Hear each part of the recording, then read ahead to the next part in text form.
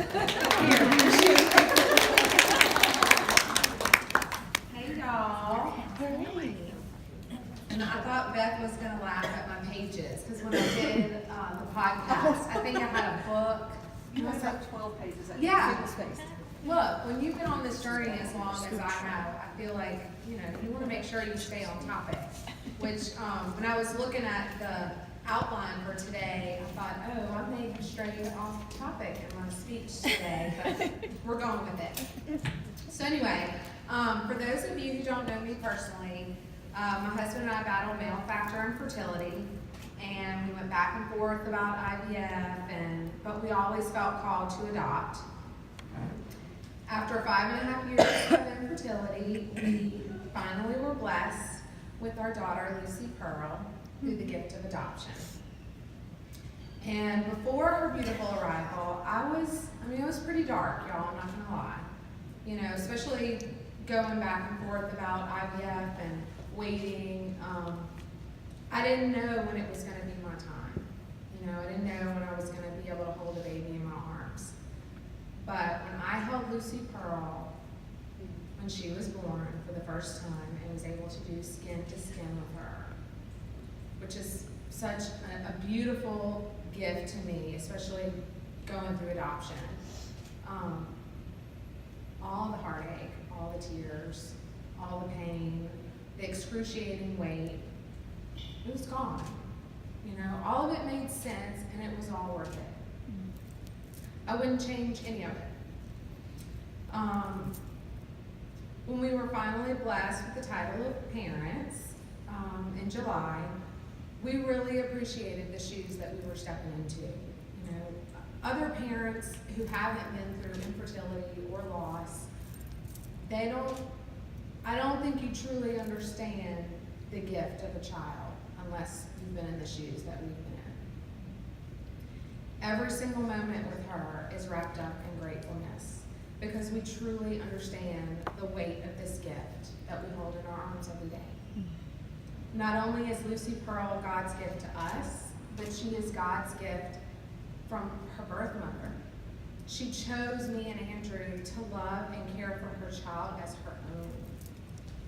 If you can let that sink in a minute, we all desire babies with every single fiber of our being. And if you can wrap your head around the love and the sacrifice it takes for a woman to not only choose adoption as her decision for her child, but then to choose a fitting couple to raise her child for the rest of his or her life. Andrew and I definitely don't take that privilege for granted. You really have to kind of think, wow, how do I even fill those shoes properly?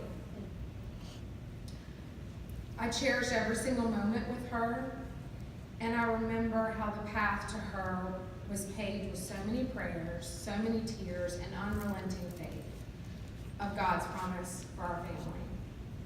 She's a perfect example of God's faithfulness in our life. And just as Beth had said, in the end, we don't walk away from infertility or adoption unchanged. It changed my perspective on parenthood and personal struggle in many ways. I'm definitely more attentive. I feel that way, I don't know. And I always consider myself a compassionate person before, but I think when you go through the struggle of infertility, you really have a sense, or you recognize other people that are struggling. And they may not be struggling with infertility or loss or even going through adoption or failed adoption, but you're compassionate to what other people are walking through. You could be passing people on the street and they're going through a really hard emotional struggle, and you empathize with it more. I think because you've been at the bottom of the barrel, struggling in your day-to-day. But most importantly, infertility changed my relationship with God. I've been through some of the lowest points in my life and in my marriage, going through infertility and even the failed adoption. I had nowhere to turn. I was broken. I was lost. But I had to trust in His path and His will and His voice in my life. And when the Spirit moved and I brought my needs and my heart to Jesus, God met me there with open arms. For all the heartache I went through, my walk with Christ has been the biggest blessing and the main component in my life to transform, other than becoming a mother. I know my value in Him because of infertility. I know my worth as a child of God because of infertility. My perspective on things working out or not working out is altogether different because of infertility. And I believe in His master plan for my life, and infertility taught me that. As much as I wanted to push my agenda and what I wanted, God was very specific and perfectly chose Lucy Pearl to be our daughter. Her destiny was His main focus. And when we realized that we were part of her destiny, it was hard to not be affected by that. I don't know where you are in your spiritual journey today, but I do know that when the Lord spoke to me and told me to wait, it was because He was preparing the path for Lucy. Infertility brought so much sadness to my life, but adoption opened my heart and opened my mind to the concept of how big God really is. He loves me. He loves you. We just have to be patient and wait on Him. You can't rush His plan and you can't rush His healing. I promise you that. You can try and figure it all out. You can try and understand why things didn't work out or why this transfer didn't work out and why you aren't pregnant. But you have to just wait on Him and trust in His plan for your life.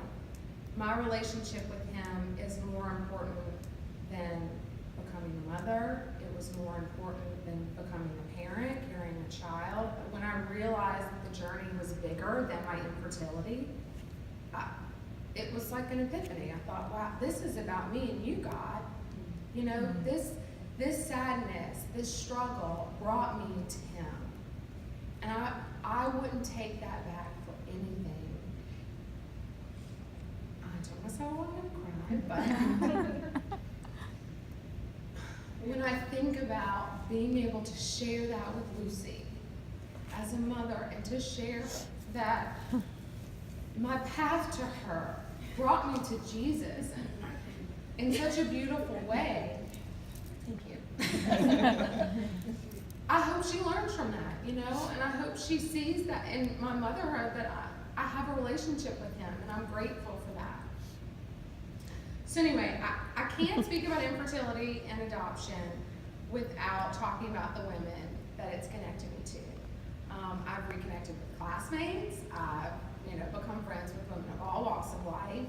I'm part of the wonderful adoption support group, which I don't know if any of y'all are interested in adoption, but Sarah's Laughter does have an adoption support group that I'm a part of.